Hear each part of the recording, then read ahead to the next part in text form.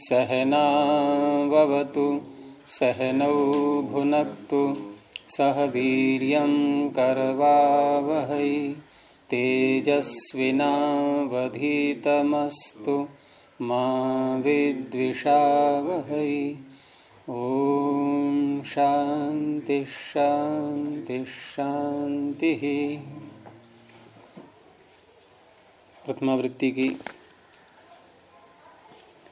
166वीं कक्षा।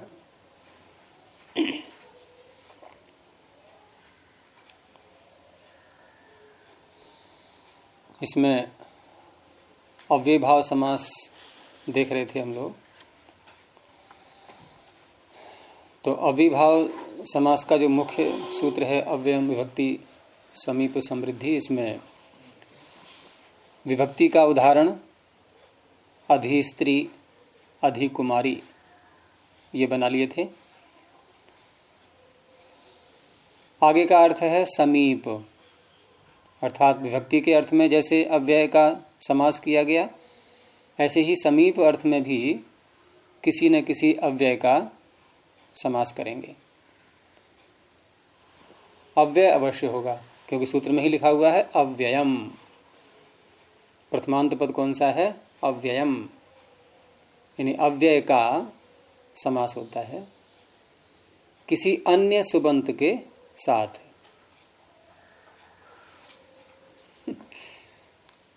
अव्यय का समास किसी अन्य सुबंत के साथ। और जिस सुबंत के साथ अव्यय का समास होगा वो जिस अर्थ में होगा उस अर्थ को कहने वाला अव्यय होगा, वो शब्द नहीं। जैसे हमने अधि स्त्री में विभक्ति के अर्थ में समास किया था, स्त्री शब्द के साथ, तो विभक्ति के अर्थ को स्त्री ने बोला है कि अव्यय ने बोला है? वो अव्यय ने बोला। अव्यय ने बोला है, अधि ने। और इसीलिए जो अभी चर्चा चल रही थी, आप जो पूछ रहे थे पहले कि पूर्व पदार्थ प्रधान, वो पूर्व पद ही उस अर्थ को बोल रहा है। जिस अर्थ में हम समास कर रहे हैं उस अर्थ को पूर्व पद ही बोल रहा है, उत्तर पद नहीं बोल रहा है। तो आगे समीप अर्थ में देखें। अब यहाँ अर्थ लिया ना वो, ये सूत्रार्थ तो यही है। जैसे अव्ययम आपने प्रथमा कह दिया, ये प्रथमा जो है किसी के साथ कर दिया, वो किसी कौन है? ये किसी के साथ कहाँ कर दिया? जैसे अव्ययम कह दिया, ये तो ठीक है, यहाँ अर्थ वगैरह दे दिए, ये 16-17 अर्थ गिना दिया। नहीं, जो अर्थ गिनाए उसमें सप्तमी है, उसमें कहाँ है प्रथमा? नहीं, इसमें तो प्रथमा, इसमें अर्थ गिनाया तो ये सप्तमी में है, लेकिन अव्ययम जो है ये प्रथमा में है। तो किसी के साथ किसी का समास होता है। तो यहाँ अर्थ हमें ले ले किसी के साथ, ये जो अव्यय प्रथमा वो किसके साथ करेगा? वो नहीं, वो अव्यय किसके साथ करेगा? सुबंत के साथ, किसी अन्य सुबंत के साथ, जिसका अर्थों के साथ तो कोई मतलब नहीं है। नहीं, कहीं कहीं सूत्रों में तृतीयांत पद आएगा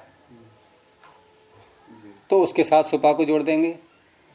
कहीं तृतीयांत नहीं है कोई, जैसे इसमें नहीं है, तो एक सुबंत लेंगे बस मात्र, वो कोई सा भी हो सकता है, उसमें नाम नहीं है किसी का। जैसे यहां पर स्त्री शु, स्त्री सुबंत लिया, तो स्त्री का नाम है क्या इसमें सूत्र में?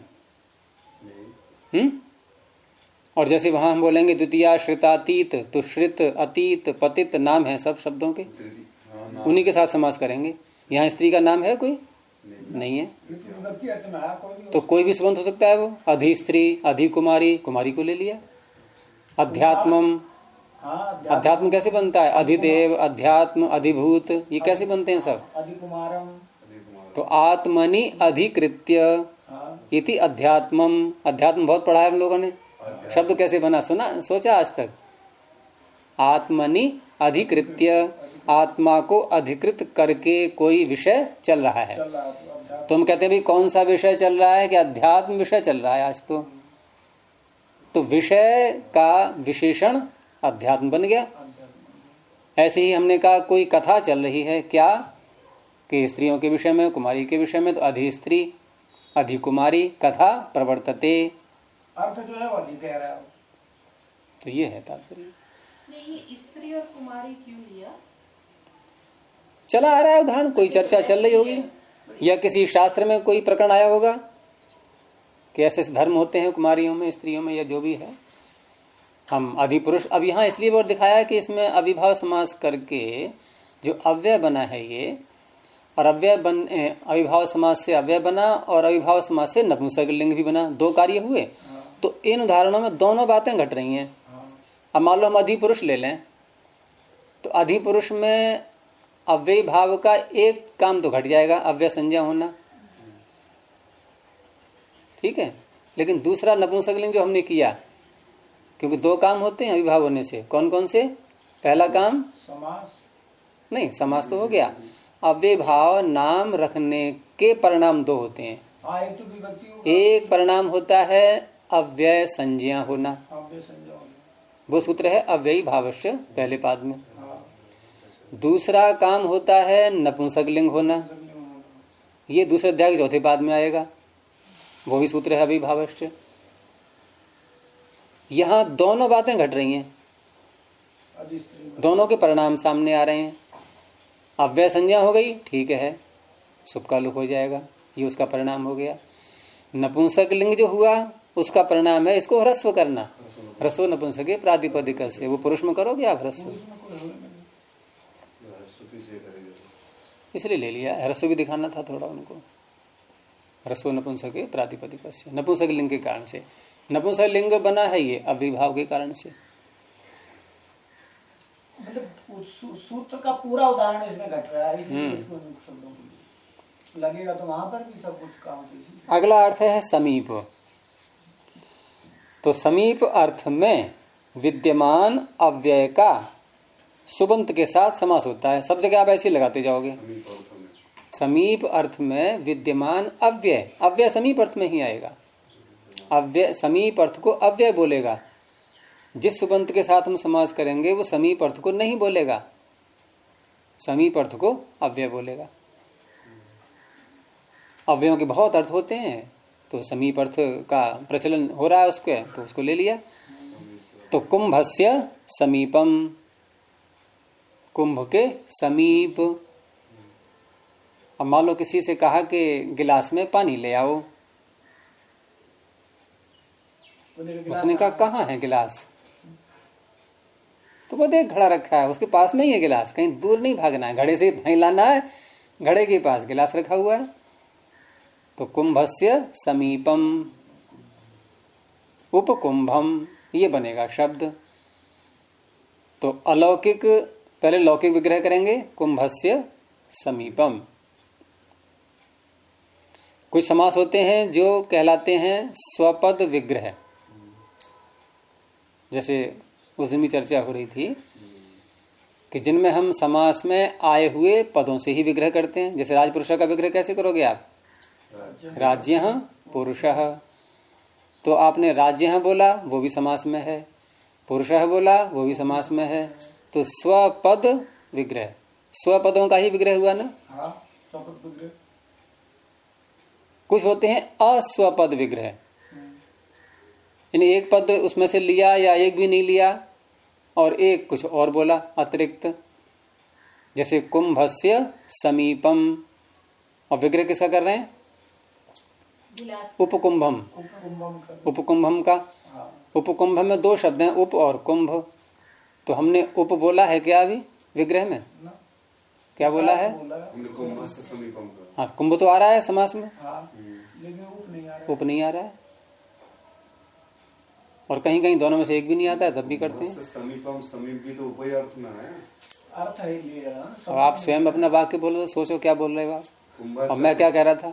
कुंभ से समीपम का आपने कहा उसके अर्थ में ही तो है, मैं अर्थ में बात कर रहा हूँ। मैं ये कह रहा हूँ वही पद अस्वपद विग्रह, अर्थ नहीं बात हो रही है यहाँ पर कि आप उसी अर्थ में ले रहे हैं, ले रहे हैं।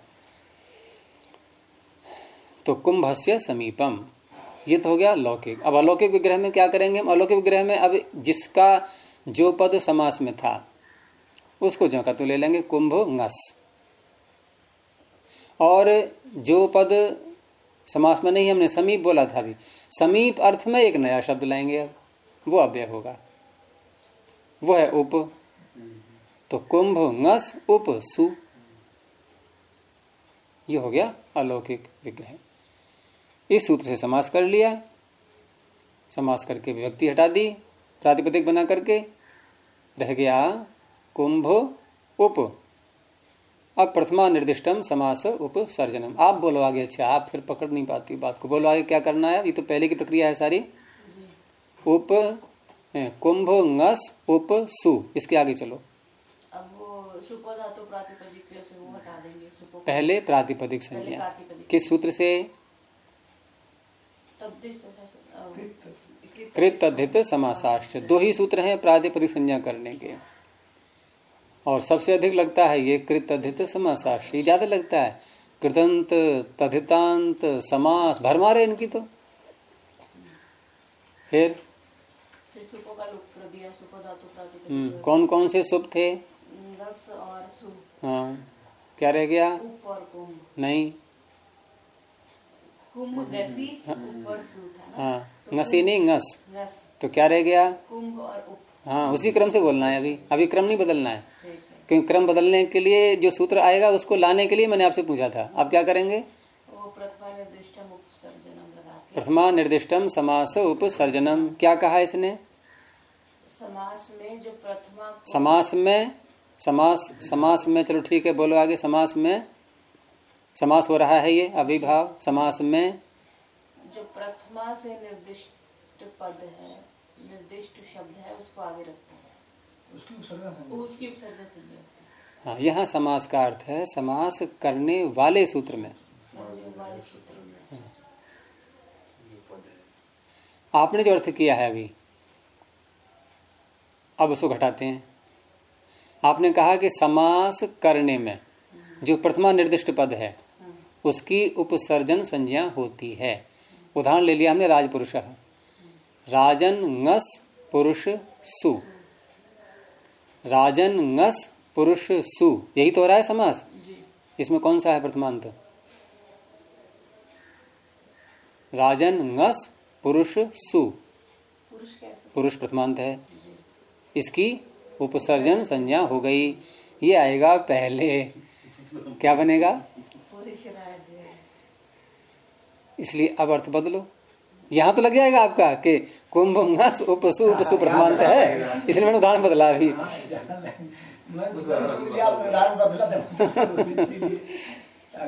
तो अब क्या अर्थ होगा इसका समास का?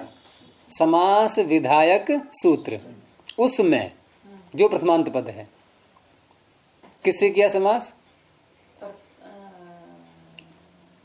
अब यही भाव से। ना इस सूत्र से हम किस सूत्र को उदाहरण पढ़ रहे हैं? प्रकृति सूत्र से हम हाँ, कौन सा है प्रकृत सूत्र? अव्यय। लंबा है, यही तो कहो गया। तो अव्ययम विभक्ति इतना बोल दो। अव्ययम विभक्ति है। ये सूत्र है। हाँ जी। इसमें कितने पद हैं? 2 कितने हैं? कौन कौन सी विभक्ति में है? अव्ययम, एक प्रथमा है और एक सप्तमी है। हाँ, प्रथमांत और सप्तम्यंत। हाँ जी। हमें कौन सा पकड़ना है? प्रथमांत प्रथमांत अव्ययम। अव्ययम। तो अब से अर्थ हुआ कि समास करने वाले सूत्र में जो प्रथमांत पद है वो जिसको कह रहा है समास वाले पदों में। समास वाले पद हमारे पास में है कुंभ और उप। इन दोनों पदों में से अव्ययम पद ने किसको कहा? कुंभ को या उप को? कुंभस्य था उप को। उप है अव्यय, कुंभ तो अव्यय नहीं है, जी तो उप को ही तो कहेगा ये। जी। उसका नाम हुआ उपसर्जन। इसका मतलब अब वही बात भाग घटाओ राज्य पुरुष में। राजन ngस पुरुष सु, विभक्ति हट गई, समास हो गया राजन और पुरुष। अब यहाँ उपसर्जन राजन बनेगा या पुरुष बनेगा? तो हमने देखा कि समास करने वाला सूत्र कौन सा है? सूत्र आया षष्ठी। षष्ठी में विभक्ति कौन सी है? षष्ठी प्रथमा। षष्ठी देख करके षष्ठी मुंह से निकलता है लोगों के कि षष्ठी बोल तो रहे षष्ठी, और कौन सी होगी? विभक्ति में विभक्ति है, षष्ठी तो एक पद है, तो षष्ठी में प्रथमा है।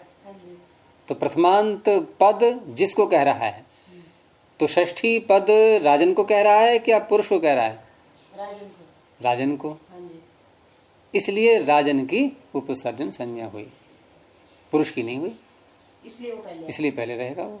नहीं तो गुरु जी वो प्रथमा समास करते समय जो पद है उनमें हम देखेंगे प्रथमांत, तो वहां धोखा खा जाएंगे। हाँ, धोखा खा जाएंगे, क्योंकि पुरुष के आगे आया है सू, तो पुरुष है प्रथमांत। तो समास करने वाले पदों में प्रथमांत नहीं देखेंगे, समास करने वाले सूत्र में प्रथमांत देखेंगे। वो सब अच्छा, अगर हम राजपुरुष में अव्ययी भाव नहीं कर सकते? नहीं, क्यों? अव्यय ही नहीं वहां कोई, न राजन अव्यय है न पुरुष अव्यय है। और फिर जिन अर्थों में ये कर रहा है वो अर्थ लाओ पहले वहां पर। आप विभक्ति अर्थ में कर रहे हो कि समीप अर्थ में कर रहे हो, किस में कर रहे हो? तो अब तो ये उपसर्जन संज्ञा का रहस्य पकड़ में आ गया पूरा। इसमें धोखा मत खाना आप। समास करने वाले सूत्र में देखते हैं हम प्रथमांत पद कौन से हैं। और यहाँ आप ये देखोगे, आश्चर्य की बात मिलेगी आपको कि समास का यहाँ से जो प्रकरण प्रारंभ हुआ ये समास का पहला सूत्र है। अव्यय विभक्ति वाला ये पहला सूत्र है। और जब तक ये समास समाप्त नहीं हो जाएंगे चार थे द्वंद्व तक, तब तक आपको हर सूत्र में एक प्रथमांत पद अवश्य मिलेगा। और हो या ना हो उससे मतलब नहीं है, एक से अधिक भी हो जाए कोई बात नहीं है, एक अवश्य मिलेगा। और वो जिसको कहेगा उसी का नाम होगा उपसर्जन। अव्ययी भाव और तत्पुरुष में गुरु जी प्राय का घटता है। अव्ययी भाव और तत्पुरुष में जो आप बता रहे हैं ये लक्षण जो है सर्वत्र घटता है। नहीं घटेगा तो वहां भी, बहुव्रीहि और द्वंद्व में भी उपसर्जन संज्ञा वहां भी होगी, लेकिन वहां अंतर ये पड़ जाता है कि तत्पुरुष और अविभाव में दो पदों का जो हम समास करते हैं, दो ही पदों का होता है। तो उसमें एक का ही नाम होगा उपसर्जन, लेकिन बहुव्रीहि में और द्वंद्व में सारे ही होते हैं उपसर्जन। क्यों? क्योंकि वहां समास करने वाला सूत्र है अनेकम। इसी अनेकम की अनुवृत्ति जा रही है चार से द्वंद्व में। अनेकम में है प्रथमा व्यक्ति, तो अनेकम एक को कहेगा कि अनेक को? एक को। अनेकम है फिर भी अनेकम सभी को कहेगा। अनेक पदों का समास होता है। अच्छा। तो अनेक किसको कह रहा है? अनेक को। तो अनेक का नाम हो गया नहीं उपसर्जन? हाँ जी। अनेकों का नाम होगा फिर तो भाई, प्रथमांत पद जिसको कहे उसका नाम उपसर्जन। अनेकों को कह रहा है तो अनेकों का नाम उपसर्जन। तो बहुव्रीहि समास में, द्वंद्व समास में सारे ही पद होते हैं उपसर्जन। इसीलिए उपसर्जन की संज्ञा की आवश्यकता ही नहीं रहती। जिस बार आपने नहीं होगी आवश्यकता होगी। नहीं, वो पूर्व करने की गुरु जी नहीं तो वहां व्यवस्था करने के लिए फिर अलग नियम बनाने पड़े। भाई जहां एक ही है उपसर्जन वहां तो हमने कह दिया उपसर्जनम पूर्वम, लेकिन ये सूत्र अब द्वंद्व बहुव्रीहि में कैसे लगाओगे आप? सारे ही उपसर्जन किसको रखोगे पूर्व में? ठीक है ना? तो अब यहां पर जो है आगे इसके फिर अलग नियामक सूत्र बनाने पड़े। द्वंद्वे घी, अजादि अदंतम, अल्पास्तरम, सप्तमी विशेषणे बहुव्रीहौ, निष्ठा, ये द्वंद्व और बहुव्रीहि के नियामक हैं। ये क्या कोई आपको वहां तत्पुरुष और उसका भी नियामक मिल रहा है? अगर होगा भी तो वो अपवाद कहलाएगा। जैसे राजदंतादिषु परम, एक सूत्र है केवल ये। उपसर्जनम पूर्वम के आगे क्या है देखो,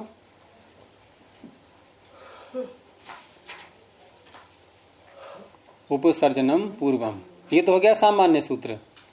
अब ये अविभाव, तत्पुरुष, बहुव्रीहि, द्वंद्व सब में लगेगा ही लगेगा, लेकिन सब में लगने पर भी सार्थक दो में ही हो पाएगा। ये कहाँ होगा सार्थक? ये जहां एक होगा उपसर्जन। जल्दी पकड़ो मेरी बात के लिए, मैं क्या कह रहा हूं। ये उपसर्जनम पूर्वम जो सूत्र है ये चारों समासों में लगा जी। लेकिन सार्थक कितने में हो पाएगा? ये दो में, क्योंकि वहां एक एक है। जहां अनेक है वहां कैसे कहें हम कि इसको पूर्व में ले आवा? तो अब इसके आगे एक सूत्र और है, हाँ, ये तत्पुरुष समास के लिए है। तो तत्पुरुष समास में क्योंकि एक ही उपसर्जन है तो पूर्व में ही आएगा, नियम हो गया ये।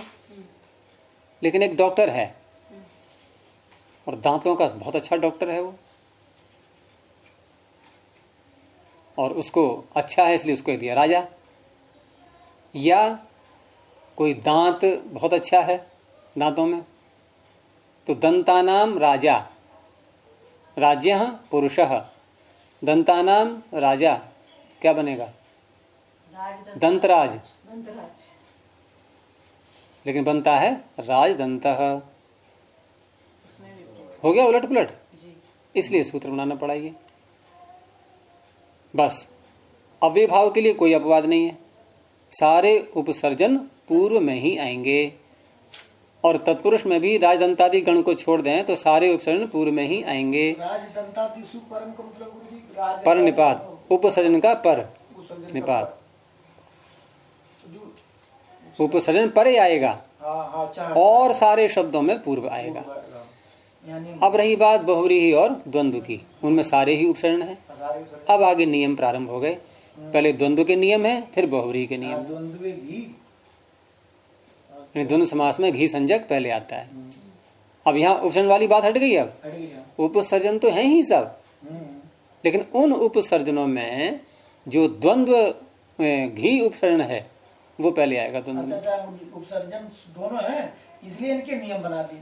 इसलिए इनके नियम बना दिए। तो ये द्वंद्व घी, अजाल दंतम, अल्पास्तरम, ये 3 सूत्र हो गए द्वंद्व के। फिर आगे बहुव्रीहि समास में विशेषण और सप्तम्यंत पद पहले आते हैं और निष्ठांत पद पहले आते हैं। ये 2 हो गए बहुव्रीहि के। और वाहिताग्ना दिशु ये भी है, लेकिन ये विकल्प वाला। और कडारा कर्मधारे, ये कर्मधारय समास का एक है केवल, लेकिन तत्पुरुष का ये है सारे। तो उपसर्जन पूर्वम से लेकर के कडारा कर्मधारय तक ये सब ये उपसर्जन की व्यवस्था करने के लिए है। चलें आगे। तो समीप अर्थ का हो गया उपकुंभम, उपकूपम, कूप के समीप। तो उपसर्जनम पूर्वम से उप को पूर्व में ले आए, उसके बाद फिर स्वाद्योत्पत्ति होगी। विभक्ति हम कोई भी ला सकते हैं यहाँ पर, जैसे कुंभ के समीप, कूप के समीप कोई बैठा है, उसके लिए, उससे, उसका, उसमें, कुछ भी हो सकता है। उसके लिए कुछ दे आओ, तो हम उपकुंभाय ऐसे नहीं बोलेंगे। अब लाएंगे तो nge ही, लाएंगे तो nge ही, उपकुंभो और nge, चतुर्थी का एक वचन। अलौकिक विग्रह तो यानी कि जो भी व्यक्ति हमें अर्थ लेना है वही प्रत्यय लाएंगे लास्ट में। परंतु अव्यय भाव नाम इसका हो चुका है, फिर अव्यय नाम हो चुका है। अव्यय नाम होने से अव्ययादाप सुपह से सुपों का लुक प्राप्त हो रहा है, लेकिन अव्ययादाप सुपह के आगे ही अपवाद बैठा हुआ है, वो यहां लगेगा। देखो, न अव्ययी भावात, अतः अकारांत अव्ययभाव यदि है तो उपकुंभो, उपकूपो, कैसा है ये अव्ययभाव? अकारांत ही तो है। तो अकारांत अव्ययी भाव से उत्तर न सुप का लुक नहीं होता, तो nge लाए हम, नहीं हो सकता लुक। क्या करें फिर? nge से nge को या करें क्या? तो कहा नहीं, अम तू, उसको अम आदेश करना है। सातों विभक्तियों में से, सातों वचनों में से, सातों विभक्तियों के तीनों वचनों में से कोई सा ही प्रत्यय आए उसको अम हो जाएगा, लेकिन पंचमी को छोड़कर। अर्थात उपकुंभात, ये तो आप बोल सकते हो, उपकूपात, लेकिन अन्य कोई विभक्ति होगी तो अम ही होगा उसको। तो कुएं के समीप बैठे हुए के लिए भोजन दे दो, कैसे बोलोगे आप? देही। बालक के लिए देना है तो बालकाय भोजनम देही। वहां उपकुंभाय नहीं कह सकते। जहां भी उप शब्द आ जाएगा वहां पे द्वितीय विभक्ति। द्वितीया क्यों हो रही है? ये अम द्वितीया का नाम है क्या? आदेश है ये। तृतीया भी हो सकता, चतुर्थी भी हो सकता। अम को भी अम होगा, द्वितीया का जो अम है उसको भी अम होगा, ये अलग है। औट को भी अम होगा, शस को भी अम होगा, टा को भी अम, भ्याम को भी अम, भ्यस को सबको होगा। वो तो केवल पंचमी को छोड़ दो बस, ngसी भ्याम भ्यस, पंचमी के तीनों वचनों को। हाँ तीनों को। उपकुंभात, उपकुंभाभ्याम, उपकुंभेभ्य। अब उपकुंभ के रूप सुनाओ मुझे एक बार आप। इसके आप सुनाओ उपकुंभ के रूप 7 व्यक्तियों में। सत्यपति सुनाएंगे। कुंभम बोलते रहो ऐसे धड़ाधड़, ऐसे बोलते रहो, गिनते रहो बस केवल उपकुंभम उपकुंभम उपकुंभम उपकुंभम उपकुंभम। तीसरा हो गया उपकुंभम उपकुंभम उपकुंभम। ये अब आ गया पंचमी छोड़ दिया। उपकुंभात उपकुंभेभ्यः उपकुंभाभ्याम उपकुंभेभ्यः। हाँ फिर उपकुंभम उपकुंभम उपकुंभम, फिर उपकुंभम उपकुंभम। अब आगे समझाओ के पूरा अर्थ सारे निकलेंगे उपकुंभ के, लेकिन हमें प्रकरण के अनुसार पता लगाना पड़ेगा हम कह क्या रहे हैं। पंचमी में जैसे हम कहें उपकुंभ कुएं के समीप बैठा उसे पुस्तक ले आओ, तो वहां तो हम बोलेंगे पंचमी उपकूपात पुस्तकम आनय। और ये पुस्तक किसकी है? इदम पुस्तकम उपकुंभम उपकूपम या उपकुंभम अस्ति। तो बड़ा विचित्र लगेगा पढ़ने में समय जो बैठे उसके लिए कि की अर्थ कहाँ से आ रहा है इसमें। अरे की था तो ngस्त आया था, लेकिन अम हो गया उसको। कुछ भी उपयानम उपग्रीव कुछ भी हो,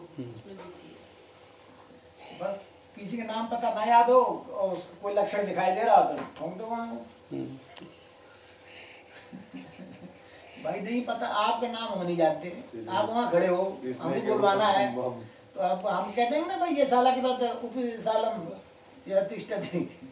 तो ये जो नियम है सारी विभक्तियों को, पंचमी के अतिरिक्त सारी विभक्तियों को अम करना, ये अकारांत अविभाव के लिए लागू है।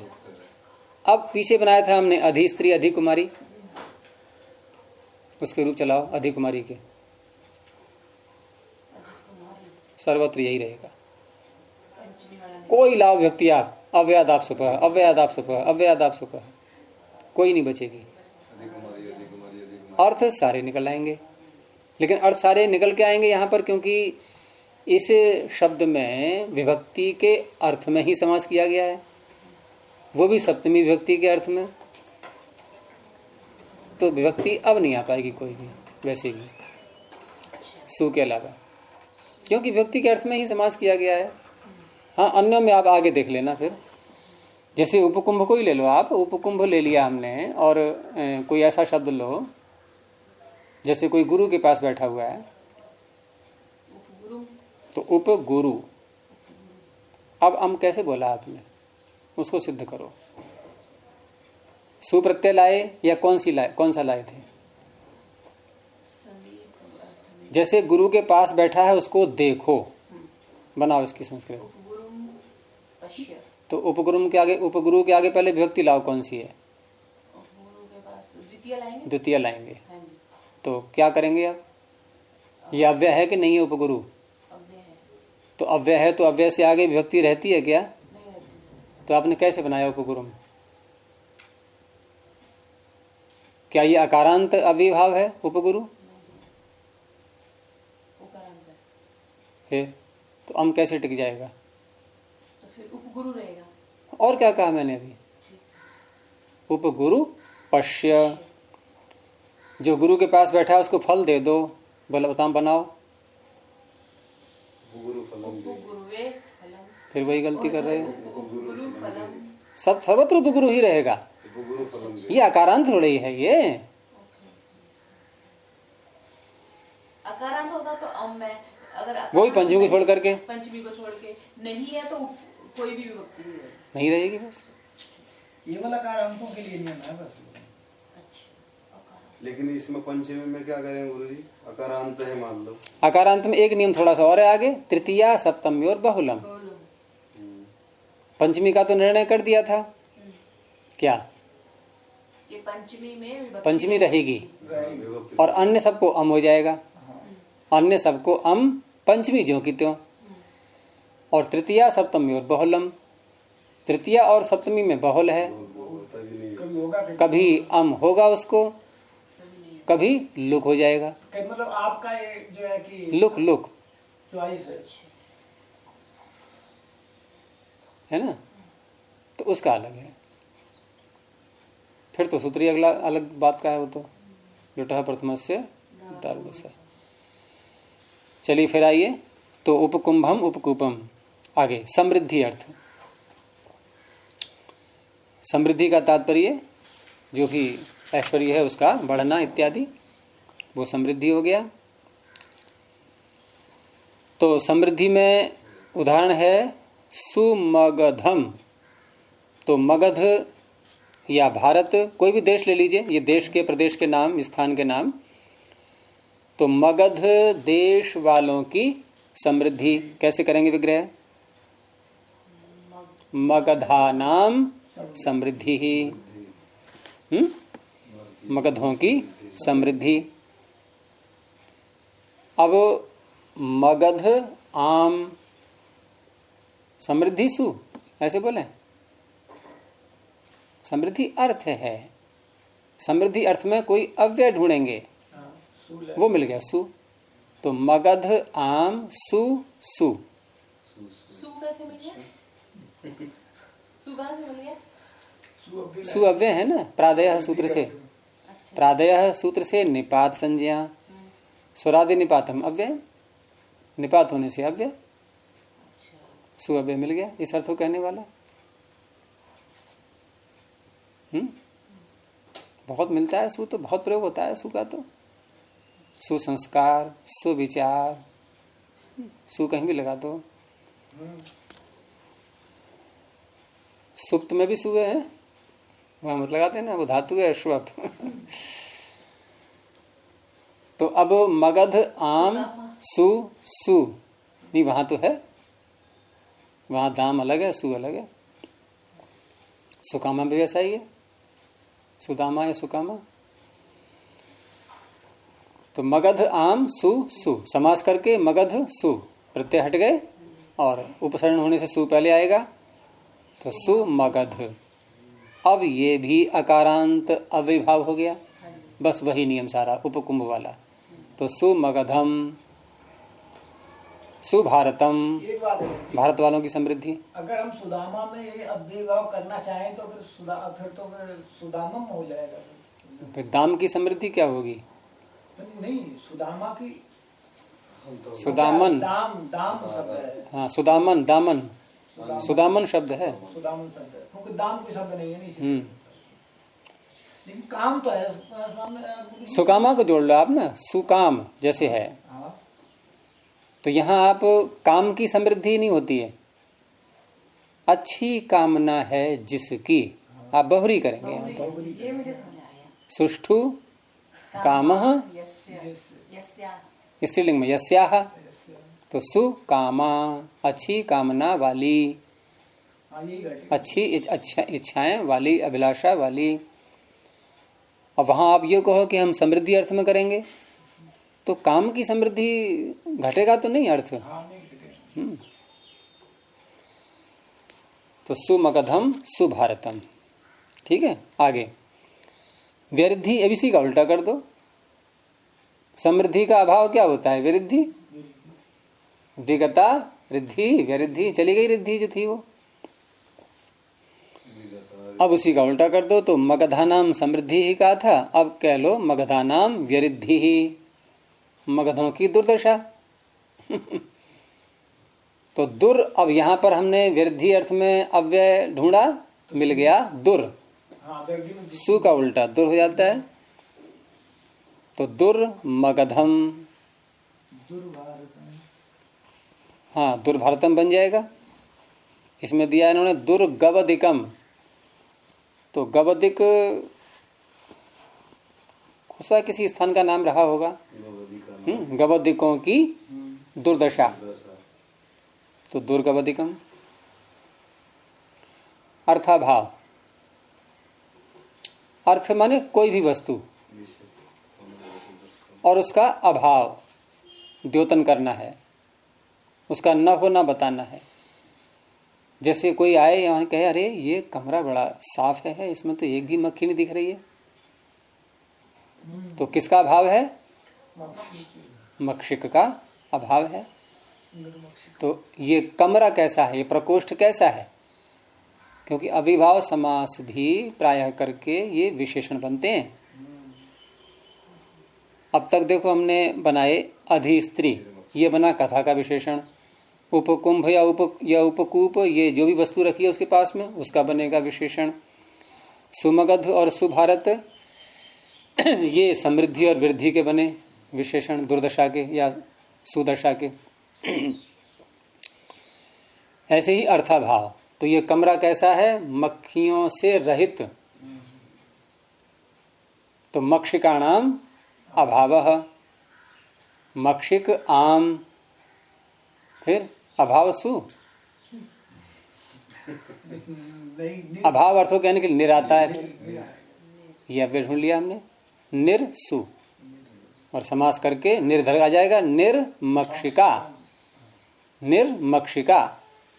अब विभक्ति कौन सी लानी है हमारे ऊपर है, हम जो बोलना चाह रहे हैं क्या बोलें? प्रकोष्ठ में, प्रकोष्ठ का, प्रकोष्ठ से, प्रकोष्ठ के लिए, जो भी लाएंगे विभक्ति कोई भी ला सकते हैं। तो कोई भी व्यक्ति लाने के बाद ये निर्मक्षिका शब्द अव्ययभाव है। तो पहली बात तो निपात अव्यय संज्ञा हुई इसकी, और नपुंसकलिंग संज्ञा भी, नपुंसकलिंग भी हो गया। ये नपुंसकलिंग होने से ह्रस्व नपुंसके प्रातिपदिकस्य, नपुंसकलिंग में दीर्घ हो नहीं सकता, ह्रस्व ही होना पड़ेगा उसको, ह्रस्व भी कर लिया। निर्मक्षिक, ह्रस्व करते ही बन गया यह कारांत अविभाव।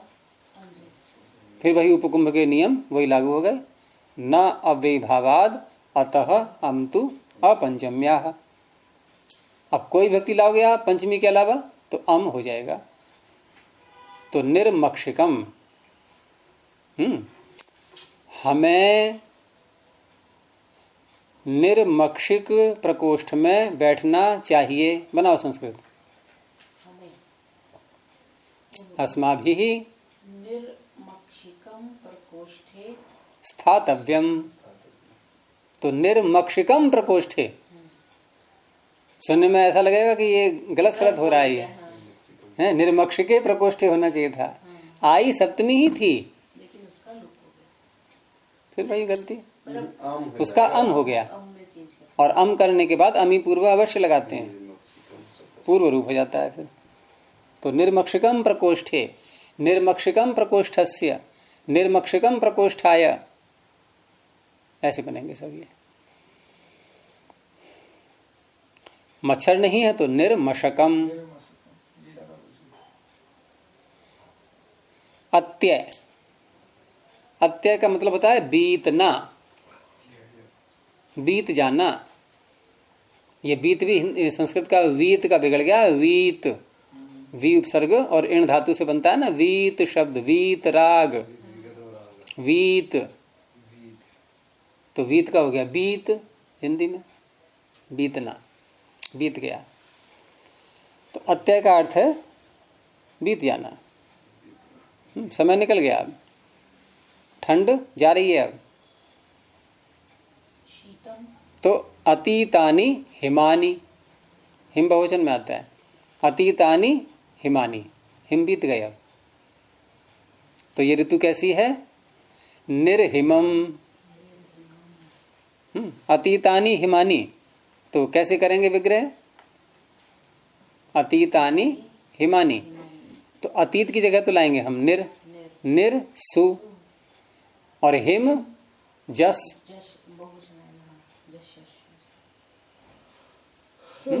निर सु हिम जस, ऐसे करके और सारा कार्य करके। यहाँ तो पहले से ही निर पहले ही है, फिर भी उपसर्ग संज्ञा करेंगे तो निर हिम, ये फिर बन गया कारांत, तो अम हो जाएगा। जो भी व्यक्ति आएगी उसको अम हो जाएगा। निर्हिमम ऋतु वर्तते। निःशीतम, शीत समाप्त हो गया, ये भी अकारांत अविभाव बन गया। अकारांत के बहुत मिलने हैं आपको उदाहरण इसमें है। चलिए, असंप्रति, असंप्रति, संप्रति किसे कहते हैं? इस समय। देखो पीछे था अतीत, यहाँ वो अतीत अर्थ नहीं लेना है। यहाँ तात्पर्य है एक प्रकार से कि किसी जिस बात को हम कहने जा रहे हैं उसका समय नहीं है, अभी उपयुक्त काल नहीं है अब उसका। जैसे कोई आपको कहीं लेटना हो और अतिथि बन के गए हैं और वहां उस व्यक्ति ने आपके बिस्तर पर जाई, कंबल, सब चीज रख दी, तो आप कहोगे देखो इसका समय नहीं है अब। असंप्रति, ये अब नहीं आवश्यक है। अतीत नहीं बोलेंगे इसको अब। यहाँ जो वस्तु हम जो है प्रयोग करने जा रहे हैं उसका अब समय नहीं है, ये इस अर्थ को कहने के लिए असंप्रति, वर्तमान में नहीं है। अब संप्रति माने इस समय, असंप्रति इस समय नहीं। कोई चीज ये चीज अब नहीं खाई जाएगी, मौसम के अनुसार चलना होगा, तो असंप्रति। तो इन्होंने उदाहरण दिया है इसका, अति तैस्रिकम वर्तते। तो तैस्रिक ये तिस्रिक शब्द से बना है। तिस्रिक किसी गांव का नाम है और उसमें होने वाला कोई वस्त्र इत्यादि हो सकता है, उसे कहेंगे तैस्रिक। तो तैस्रिक जो वस्त्र है उसके ओढ़ने का समय अब नहीं है, तो अति तैस्रिक शब्द ये भी आकारांत ही बन गया, आकारांत अविभाव। और यहां इसका विग्रह कैसे करेंगे?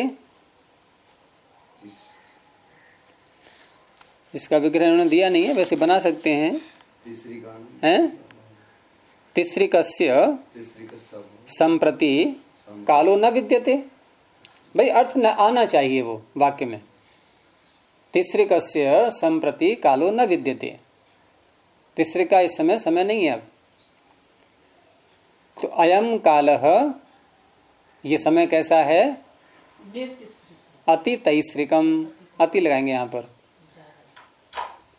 तो काल शब्द पुल्लिंग है और उधर बोल रहे हैं अति तैस्रिकम कालः, विशेषण लग रहा है नपुंसकलिंग में, तो है ही, क्या करें, अव्ययभाव नपुंसकलिंग में होता ही है। पहली बात तो ये रही।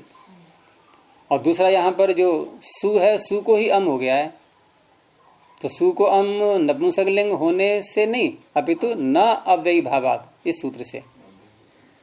नपुंसकलिंग में भी सु को अम होता है, उसे नहीं करना है, क्योंकि उसके तब कर पाएंगे जबकि ये अव्याद आपसे छोड़ेगा उसको। तो अव्याद आपसे का अपवा तो न अव्ययभावत, इसी ने हम कर दिया। वो करने के लिए कौन सा सूत्र होता है गुरु जी? कौन सा? क्या करने के लिए? नपुंसक में जब हम अम करते हैं, अतोम।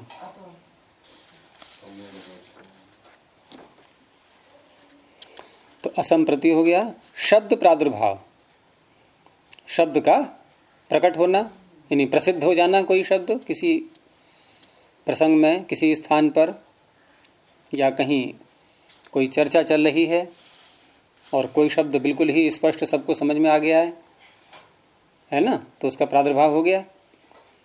शब्दों का आगमन होना, प्रादुर्भाव, आगमन कहाँ, प्रादुर्भाव होना, उसकी प्रसिद्धि हो जाना, प्रसिद्ध हो जाना, समझ में आ जाना, हर कोई जान जाए उसके लिए। और होता है समय समय पर कुछ नए नए आविष्कार चल पड़ते हैं और उस समय वो प्रसिद्धि पा जाते हैं, बच्चा बच्चा भी उनको जान जाता है।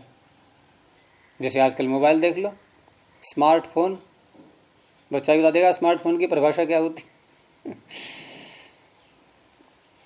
अब वैयाकरणों में कौन सा शब्द प्रसिद्ध होता है? देखो, पाणिनि।